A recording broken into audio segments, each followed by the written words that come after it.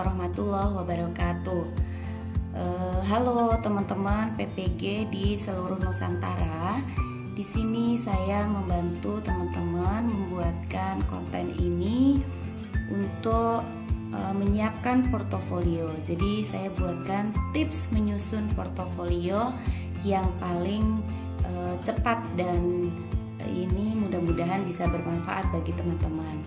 Jadi bagaimana ya caranya menyusun tips portofolio itu untuk UKIN PPG khususnya yang dalam jabatan. Jadi di dalam UKM PPG penyusunan portofolio itu ada 6 komponen. Yang pertama kegiatan penelitian dan publikasi, refleksi diri, kegiatan pencarian informasi baru, kemudian kegiatan menghasilkan inovasi, yang kelima kegiatan prestasi hasil kompetisi, dan yang terakhir itu kegiatan pengabdian yang telah kita lakukan. Nah, yang perlu teman-teman ketahui, ini memang harus diisi semuanya kecuali yang dua ini. Kegiatan prestasi dan pengabdian itu tidak wajib. Namun yang keempat ini memang wajib atau diusahakan untuk diisi. Nah, dari keenam komponen ini kira-kira bagaimana ya supaya nilai kita itu bisa maksimal. Saya yakin teman-teman juga sama seperti saya pengalamannya, gimana ngisinya, kemudian diisi apa saja sebanyak ini. Kemudian ini juga membutuhkan waktu dan energi yang luar biasa. Ada beberapa triks yang harus kita lakukan supaya nilai portofolio kita juga maksimal. Nah, kita itu bisa melihat dari keenam komponen ini adalah skornya. Ini skor maksimumnya. Jadi untuk penelitian itu keseluruhan hanya bisa di skor 4. Kemudian komponen 2 itu 3.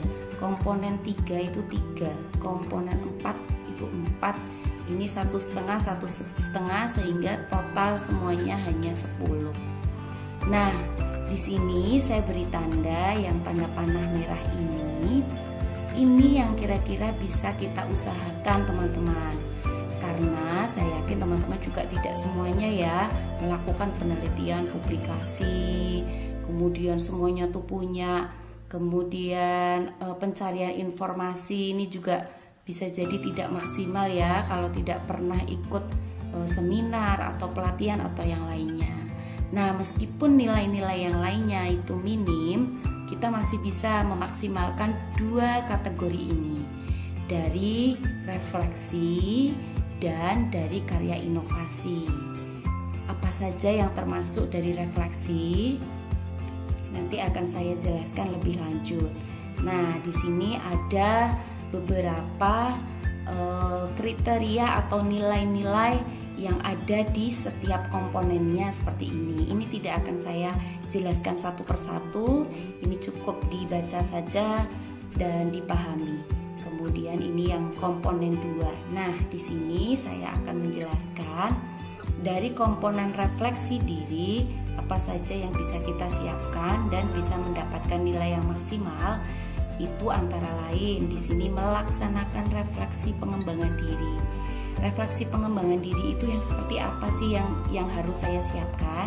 Jadi gini teman-teman, di sini kita kan mengajar ya, pasti kita pernah membuat RPP, LKPD, soal ulangan harian, kemudian analisis ulangan harian, PTS dan PAS dan lain-lain.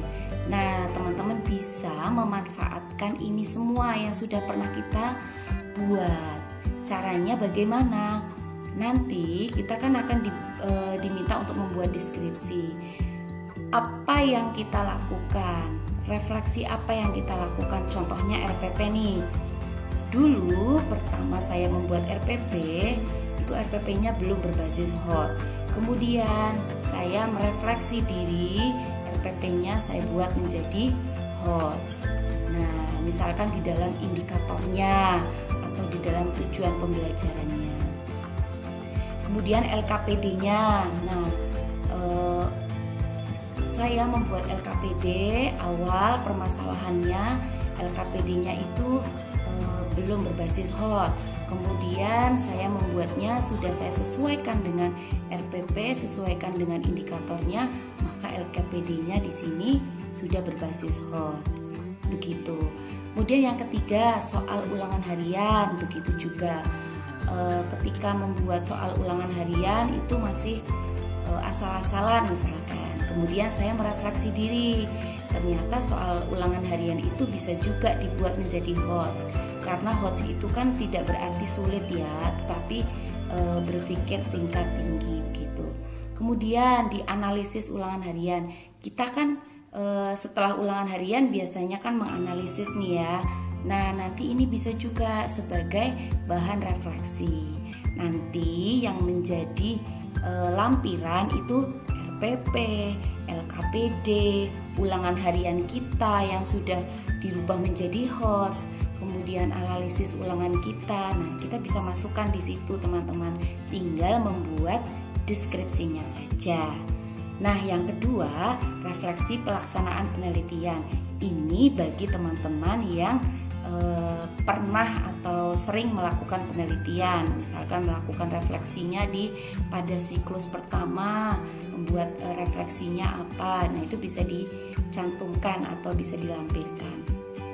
Nah, untuk refleksi yang ketiga ini adalah pengembangan karya inovasi. Contohnya kalau yang saya lakukan begini teman-teman. Jadi ketika saya mengajar, saya kan membuat materi pembelajaran nih, bentuknya video pembelajaran. Nah, saya merefleksi karya inovasi saya dalam bentuk video pembelajaran. Awalnya itu masih terkesan kaku, kemudian belum ada inovasi-inovasi lain. Nah, dari situlah saya mengikuti pembelajaran, mengikuti diklat atau mengikuti seminar atau workshop, sehingga saya mendapatkan ilmu-ilmu baru, atau saya belajar dari YouTube untuk memperbaiki video-video pembelajaran saya, sehingga video pembelajaran saya sekarang sudah lebih inovasi lagi, lebih inovatif lagi begitu teman-teman. Kemudian misalkan membuat PPT, awalnya saya kalau membuat PPT tidak ada gambar-gambarnya. Kemudian dari hasil refleksi saya, kemudian PPT yang saya buat itu sudah interaktif, kemudian sudah banyak sekali ada gambar-gambar yang menarik, ada animasi-animasinya dan lain-lain. Nah, ini yang dimaksud dari refleksi diri. Ini biasanya teman-teman bingung mau diisi apa ya. Nah, diisinya seperti ini. Ini nanti bisa menjadi bahan lampirannya. Teman-teman tinggal menyiapkan RPP, LKPD, soal ulangan, analisis, kemudian PPT yang pernah dibuat. Itu untuk yang refleksi. Ini yang pencarian informasi baru. Ini teman-teman cuman cukup melampirkan bukti sertifikat-sertifikat yang kita ikuti, misalkan seminar, workshop dan lain-lain. Itu hanya tinggal di scan kemudian dilampirkan, itu saja. Kemudian untuk yang di sini nih hasil inovasi baru dalam pendidikan. Nah, kriterianya kan banyak sekali. Mungkin teman-teman di sini ada yang suka nulis, kemudian ada yang pernah bikin modul, pernah bikin buku atau puisi atau apa. Nah, itu bisa menjadi karya inovasi baru. Nah, contoh yang paling mudah banget di sini apabila kita itu tidak pernah, misalkan saya nggak pernah nulis buku, nggak pernah bikin modul, apalagi dipublikasikan seperti itu kan nggak pernah. Nah, yang paling gampang sekali adalah karya teknologi yang sederhana teman-teman di sini. Itu bentuknya tuh cukup PPT. Saya yakin teman-teman juga pasti pernah atau membuat PPT untuk pembelajaran kan. Nah, PPT itu dikumpulkan. Nanti itu bisa menjadi karya inovasi juga. Lebih bagus lagi kalau PPT-nya itu sudah dibuat menjadi video pembelajaran, bukan hanya PPT saja, supaya PPT-nya lebih interaktif seperti itu. Nah, nanti poinnya lebih tinggi lagi. Nah, teman-teman bisa melihat di YouTube saya, di situ itu PPT saya yang saya buat menjadi video pembelajaran. Nah, itu kemarin yang saya gunakan untuk portofolio. Jadi saya lampirkan semuanya. Untuk masalah nilai berapa poinnya, kemudian kita mau ngitung berapa, itu kita nggak usah ribet-ribet untuk ngitung itu ya. Nanti urusan penguji aja yang ngitung, karena penguji nanti sudah punya panduan-panduan skornya. Itu yang paling mudah, paling sederhana adalah PPT. Teman-teman bisa diupload ke YouTube atau juga bisa disimpan di Google Drive. Nah, itu bisa jadi lampiran ya. Nah, dari kedua poin itu lumayan nanti kalau kita buat PPT, misalkan dulu sudah punya PPT atau sekarang kita membuat PPT tuh yang banyak. Nah, nanti dimasukkan aja ke Google Drive gitu, tinggal dilampir-lampirkan gitu. Seperti itu.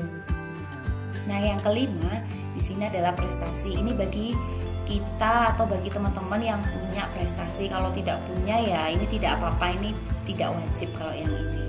Dan yang terakhir yang masih bisa kita usahakan itu di bagian pengabdian.